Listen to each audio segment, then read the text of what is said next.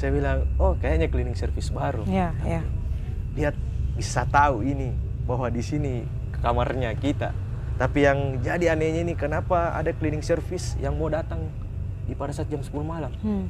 Dan kata terakhirnya itu pergi makan. Saya mau bersihkan kamar.